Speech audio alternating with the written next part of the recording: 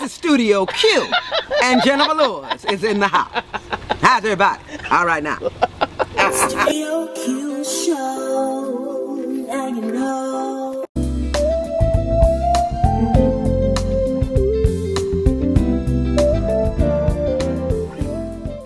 Yes, the web series is called Jenifer Lewis and Shangela. DJ Pierce met me while I was performing in New York with Meryl Streep in Central Park, the New York Shakespeare Festival. We were doing a play called Mother Courage and Her Children, Bertolt Brecht. And DJ found his way backstage after the show and told me he was my biggest fan and started quoting me the way everybody does and imitating my voice. And he was moving out here, and I had a college student living in my lower level. She was a summa cum double masters at Cal Arts. I try to help kids out. You know, if you got good grades and you need a little help, you know, I say, come on, you know.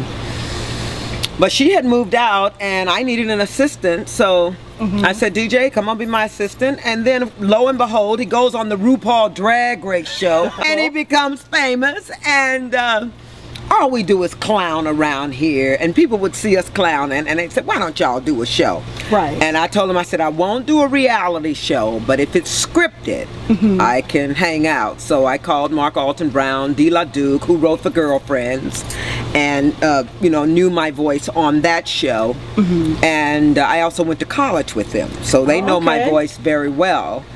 And Deborah Dean Davis and Margaret Oberman, who wrote for Saturday Night Live, and Deborah Dean wrote It Takes Two. Great writers. I said, if it's scripted, I'll do it.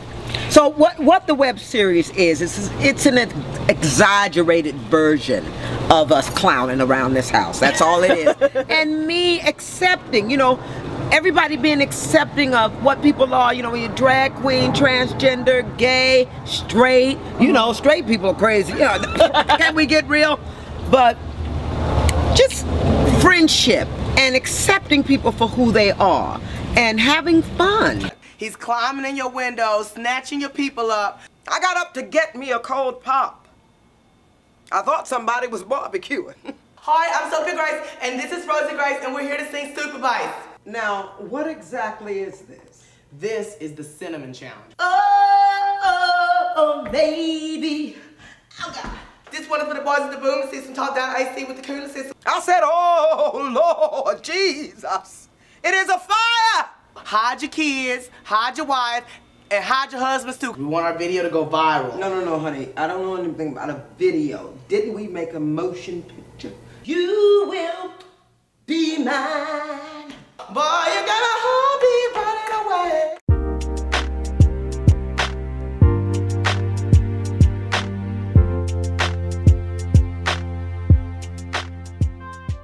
You did your research. That's exactly what it's about. You know, just too often we're not aware of incorporating color in our lives, and that color being fun. You see how bright these colors are? I'm bipolar, and I was in darkness for a long time. So now that I've come into my own, having been in therapy and taking medication, I live a pretty good life.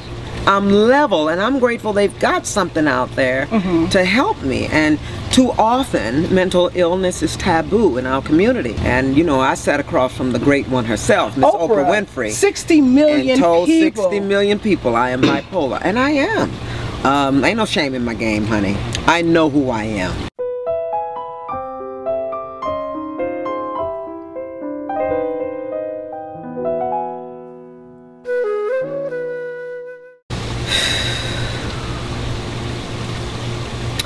Well, I was in the back of the car, and I couldn't wait to call my shrink and tell her something that's always been so hard for me to say. I was really proud of myself. When I sat down and talked to Oprah, there was a chair that I grounded my arm on. I mean, come on, you're sitting across from Oprah, just you. Right. And you're speaking about something that, I said to myself that morning, I said, in the mirror, I said, Jenny, this is not about the diva meets the queen. Yeah.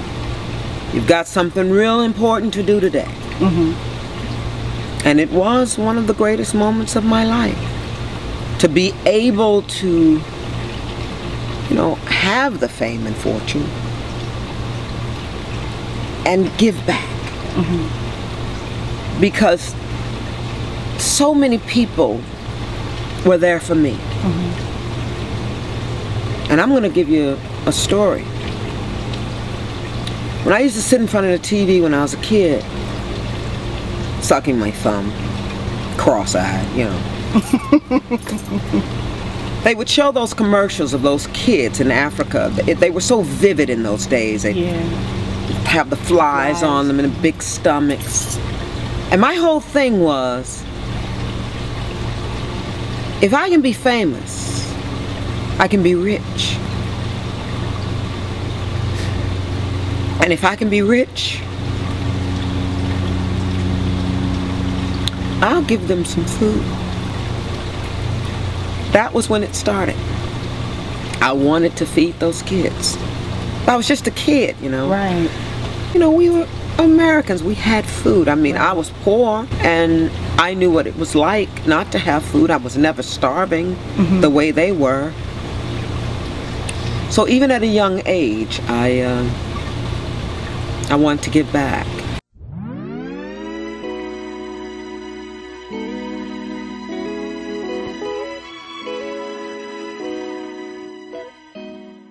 Well, I found out that I couldn't save the world, but I could save myself. And if I could save myself, because you know all we have is our story. You can't do anything for anyone if you're not healthy. Come on now. Yeah. So when I joined the Big Sister Big Brother program, it was me taking care of me.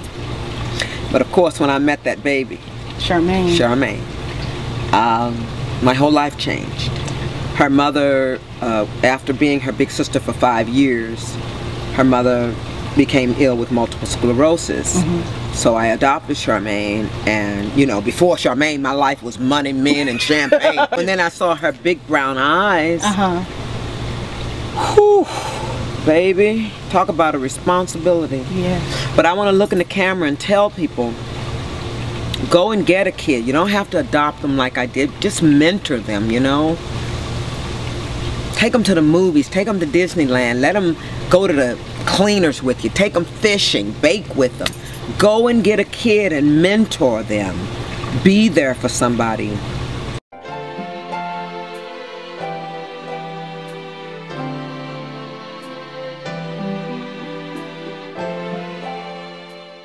Charmaine did more for me than I did for her. You know, I gave her a private school education. I did everything I knew to do. You know, because when I first got it, I used to call my agent and say, where do you feed these kids? You know, from the grocery store, from the aisle. I said, where do you feed them? You know, she had an asthma attack. I said, well, go in there and some caviar in the refrigerator. That should fix your asthma. Girl, I didn't know what the hell I was doing. I was like, whoo, come on, Jesus. But what did it bring out of you? Well, it brought out the human side of me. I remember the first night she spent the night, and you know, I was creeping around like June Cleaver. You know, I didn't know I'd be nobody's mama. And I dimmed the lights. I had read to her. You know, I can't even read. I'd read her a book, you know. The 11th hour, she still remembers that night. Don't make me cry, girl. And when I lowered the lights, she said, hey, Jenny.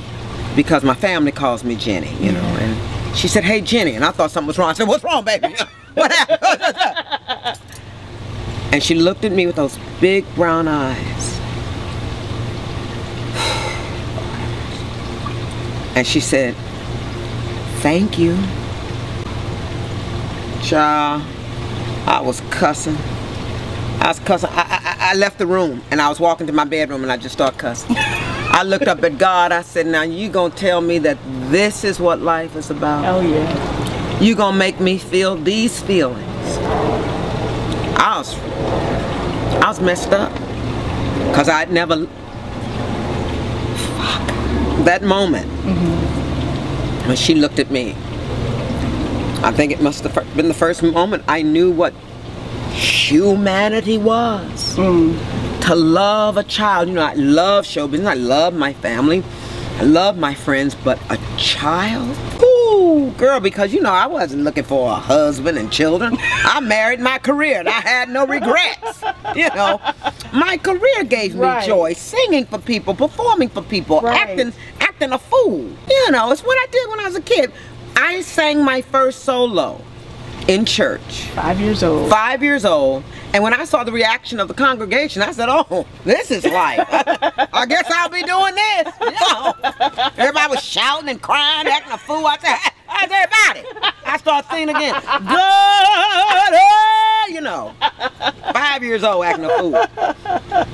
Girl, you got me crying up here. But Charmaine is Charmaine will bring it out. Charmaine, my daughter, ooh, honey, she will. Here, let me see this. Ooh, girl, hold on. Ooh. Ooh. It's a interview and shit over here.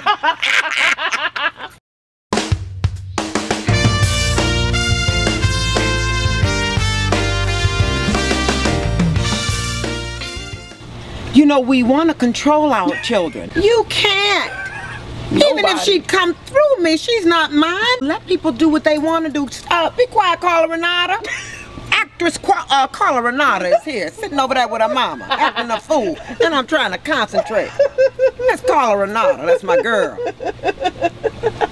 But, yeah, Charmaine really changed my whole life. Yeah. And I'm so grateful for her. She's a good kid and just gorgeous as she could be. I wish she'd walk in here. She looked like Naomi Campbell. Oh, wow. Walking in a room like she Jenifer Lewis. I said, hey, come here. You walk in a room like you Jenifer Lewis, you make sure you put a smile on your face.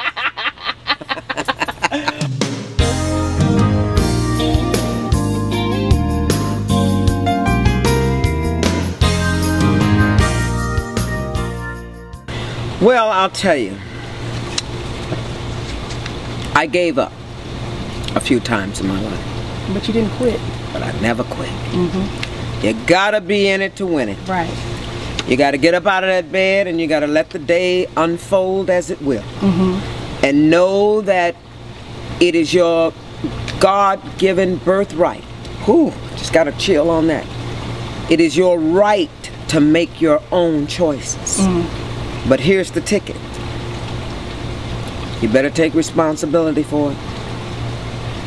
Every choice you make. Young journalist was interviewing me, and you know, I was clowning around, and I just said off the cuff, I said, honey, I have touched bliss. And I went on and on, talking, and she said, Miss Lewis, did I hear you say you have touched bliss? I was like, oh, she was listening. I said, yes, I did. She said, could you share with me how you did that? And honey, without pause or hesitation, I told her it was the day I looked in the mirror and took responsibility for every choice I had made, every choice I was going to make, and the choice I am making at this moment. You've got to take responsibility. Too often we point the fingers. That's what's wrong with us. It's not Obama, it's not Romney, it's not this one, it's not that one, it ain't your pastor, it ain't your teacher, it's not your the pilot on the plane, or the gardener, or the pool man, or the neighbor down the street, or your sister, or your brother, your mother. It's you. Look in the mirror and say, what was my part in that? Okay, I'm all upset, but what did I do? What did I do?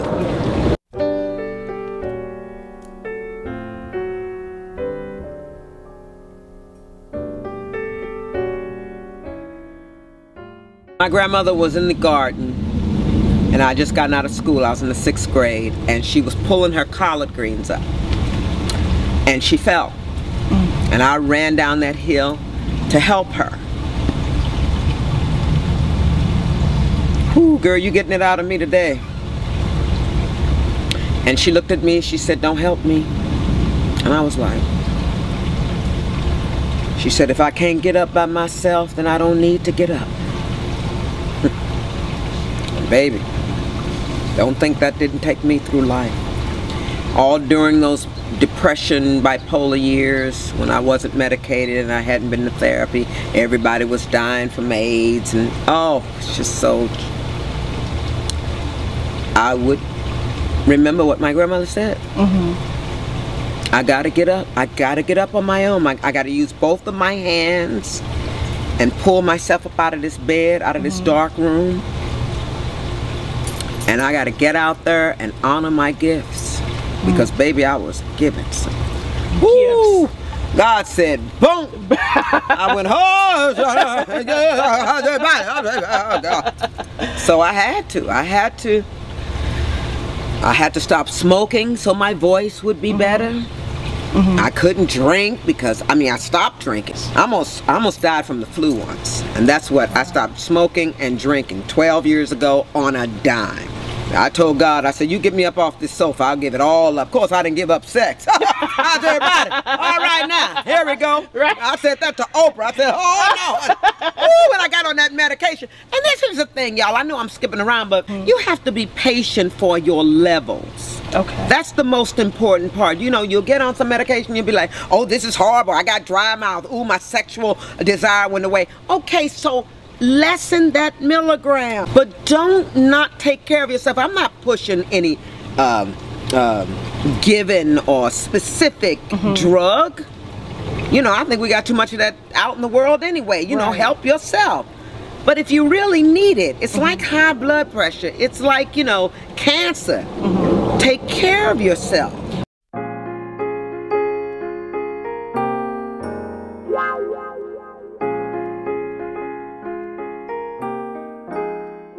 You better go and talk to somebody if you need to.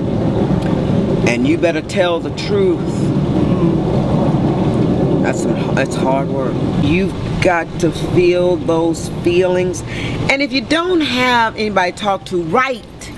Get a journal and write your feelings down. Have your feelings so you don't go out and take it out on somebody else. Do the work. When you get up in the morning, write. Write. What am I going to do today? How do I feel about the people I have to see today? You know, what can I manifest for myself? What do I want? Do I want to eat healthy today? Am I going to take care of myself? And I get up and take a shower and get out there in the world, help somebody else? If you bored, something's wrong with you. Go help somebody. Do something. Well, when you've done something for somebody, hello. When you've done something for somebody, that makes you just feel great. Especially a kid. Especially a kid.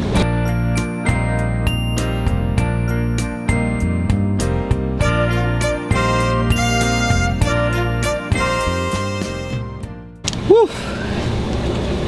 Well, I grow every day. And to be just a little bit more dramatic, I grow every hour. I heard that. I don't waste life anymore. I'm 55, honey. So, you know, I figure I got, what, 40 more years? I'm going to use them. I know how important it is to do what makes you feel good. My daughter walks out of here, she says, I'm going to do this, I'm going to do that. I said, go ahead, go see how that feels. See, feelings is the universal language.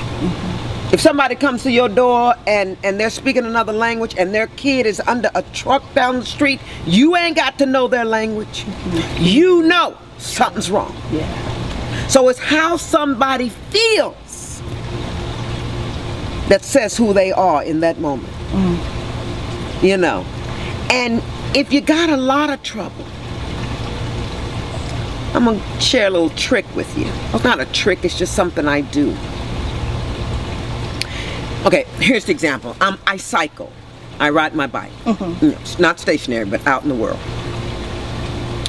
And I was upset with my daughter one day. And I'm just huffing and puffing on my bike.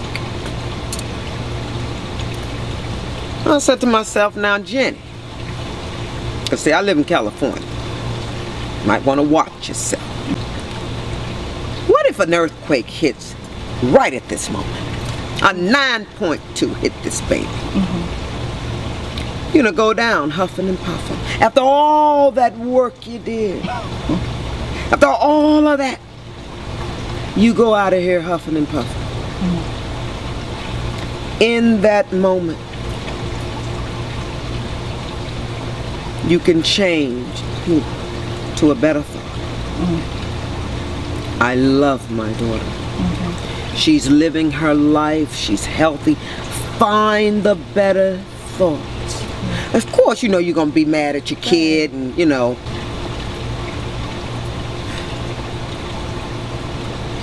Like I told Tupac, time ain't forever.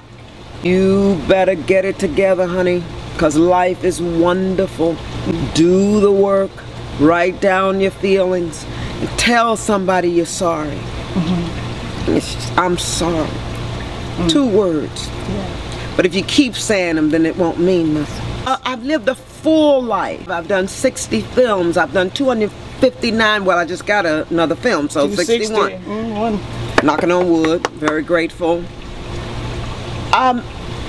4 Broadway shows. I've you know, performed on, I think, you know, 5 continents. I've lived. I ain't gonna tell you how many men I've been with. A lot of men. But I have found love. My sisters are healthy. I lost a brother, I believe 3 years ago, maybe 2. I miss him. Yeah. You know. Right. So all I'm saying to everybody is, live. Vote. Know that you are important, that you're part of this symphony called life. And if you weren't here, you would have been missed. And we owe, by the way, as Americans, we owe. So do your best and leave the rest.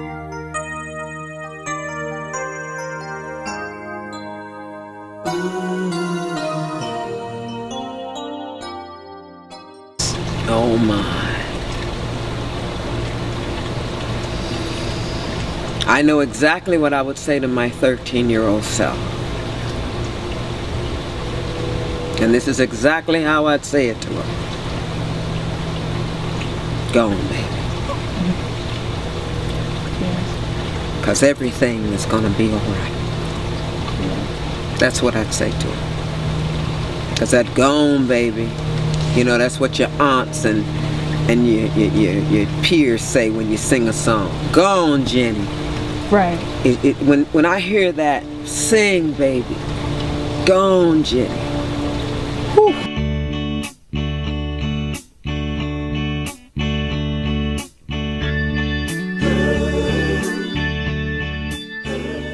Oh, of course they saw themselves in me.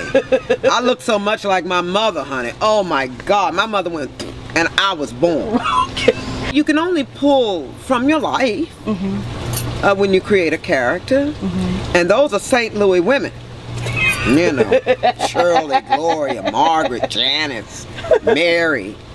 Yeah, my mother's the oldest of 16. Wow. Yeah. I have this song called Grandma Small, and one of the lyrics is, my mama's the oldest of 16 kids and I'm the baby of 7. Cat Johnny drove a big gray Cadillac and everybody thought that he was in heaven. But my grandma Small, she took care of me. My grandma Small made cabbage for me. My grandma Small took me in, even when I didn't land. Wow. I sang that at her funeral. You were able to. Absolutely. Loved my grandmother.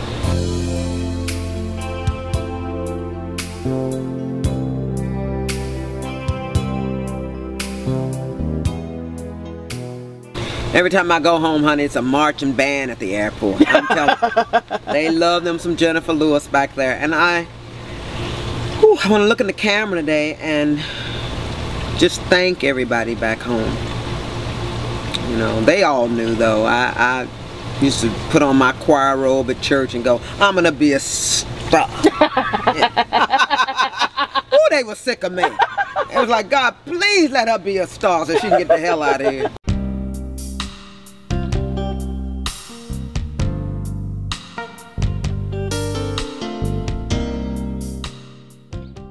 I knew that I had those gifts. I knew that when I walked in a room and sang a song, everybody stopped. I knew when I opened my mouth as little Jenny Lewis, somebody was listening. And then I started doing talent shows in the Catholic school basement, charging 35 cents to get in. And you know, my little cousin was my Pips and I was Gladys Knight. They used to complain I didn't give them none of the money. You know, 35 cents to get in. I said, hell no, y'all don't get no money. Y'all Pips. Y'all Pips, I'm Gladys. Money's mine. And honey, they would sell out. Right. Ken Lock would come out to my talent shows. And then from that, you know, singing in the church choir, I became president of my class. I had leadership ability with this booming voice and this passion for life. I don't say that I was an intellect, but I was smart. And the only reason I say I wasn't an intellect is because I didn't pay attention in class. I was like up there singing a song. They said, we need a report from Jenifer. I'd go, you'll be swell, you'll be great. You know. I'd be like, what the hell? I was singing Ethel Merman and Ken Lock. They bet this is an odd person. So I had that leadership ability. I was captain of the cheerleading squad and president of my class for 7 years. I won by 1 vote senior year. Girl, I cussed them out so bad. I said, what the hell y'all voting for? Who was you against? Yeah, my cousin, Richard Parks. And I won by 1 vote. I'd have killed them if I hadn't won. Of course, I'd have killed him too.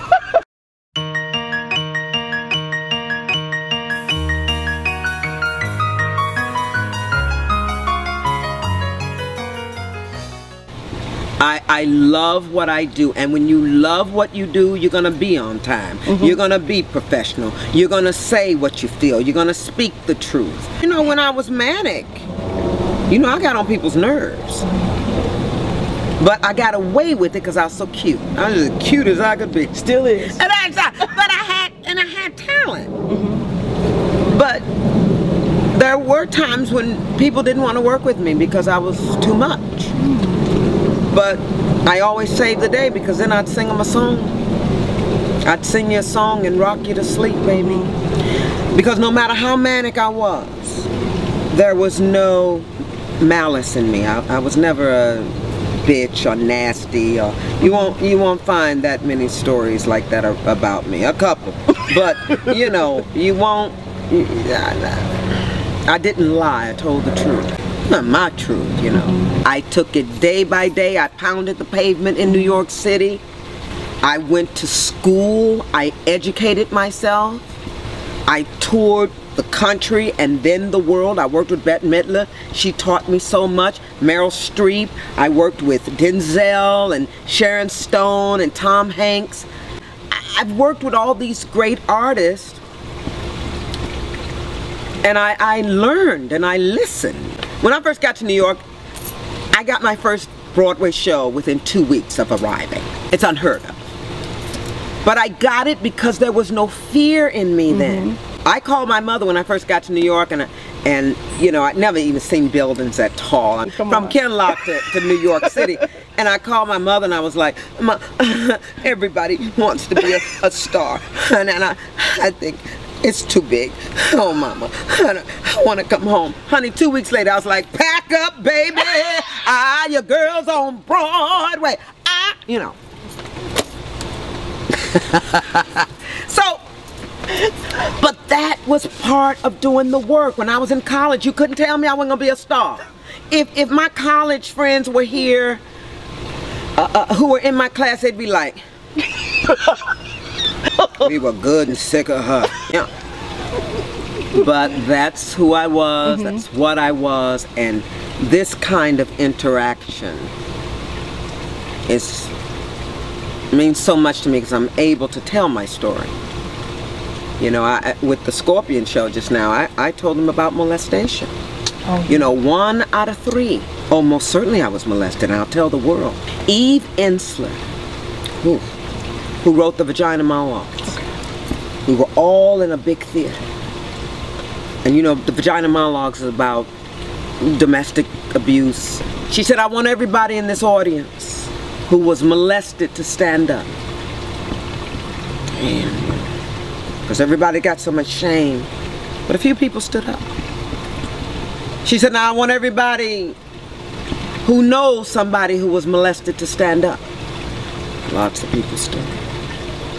And then she said, now I want everybody who molested somebody to stand up. Good God, I won't. She said we should not have to spend our entire lives recovering. We as human beings, we are a powerful lot.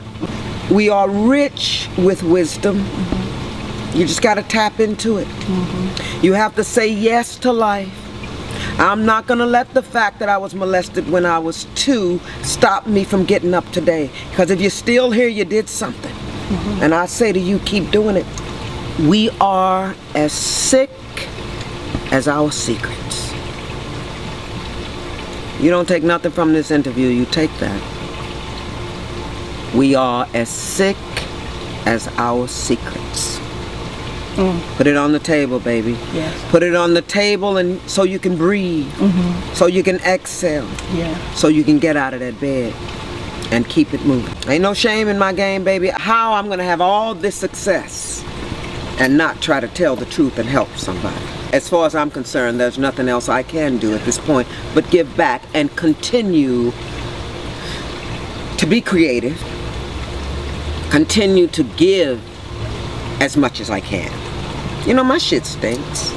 You know, well, maybe not. Being a diva and all. You know.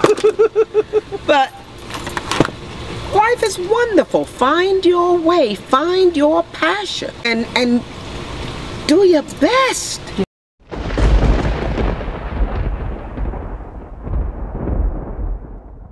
Let's go. Okay. Tina Turner's mama or Whitney's mama? Woo! Wow. They were both, I'm sorry, I can't give you that because they were the same. I had so much fun doing one. Flo from Cars or Mama Odie? Mama Odie. Okay. Because she was a human being. Dean Davenport from Different World or Aunt Helen on The Fresh Prince? Oh, that's a hard one too. Oh man. Dean Dorothy Davenport from Different World or who? Aunt Helen from Fresh Prince. Aunt Helen. Okay. Do you do a scene with Dorothy Dandridge or do you do one with Hattie McDaniel? Hattie. Okay. Hattie McDaniel. Okay. Betty Davis or Joan Crawford? Oh, Betty Davis. Captain of your high school cheerleading team or class president? Being captain. Robert De Niro or Tom Hanks? Well, I worked with Tom Hanks, so I want to work with Bobby. Reading Shakespeare with Meryl Streep or singing backup as a harlot for Bette Midler? Wow, Meryl Streep, Bette Midler. I say Bette Midler because I had so much fun. But being on stage with Meryl Streep was, whew, what an experience. You know, I got a little story, Meryl Streep. George C. Wolfe directed. And the first day of rehearsal, Meryl Streep was sitting there like this with the script. She was like, she was turning the pages so fast. And I was turning the page like this. And I looked over and she was turning those pages so fast. I was like, what, does she have a photographic memory? Why is she turning those pages so fast? So I got scared. I was like, oh man, I can't hang with her. So I went to George C. Wolfe and I was like, I don't think I can do it. I'm sorry, George. He said, great director. Great director, George C. Wolfe. He said, Jenifer, will you just dive in and show me your strokes? And if you need help across. And so I said, well, can I sing first, please? He said, okay, sing. So Meryl Streep was down there because, you know, the role calls for her to get really dirty, you know, Mother Courage. You know, she was on the floor, she had a script. I started singing and I was behind her. And I was like, they hated the story.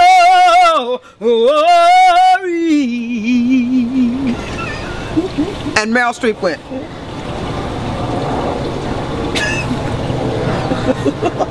She almost said, what the fuck?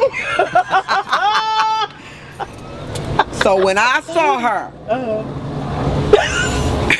react to my singing voice, that was it. I wasn't scared of it no more.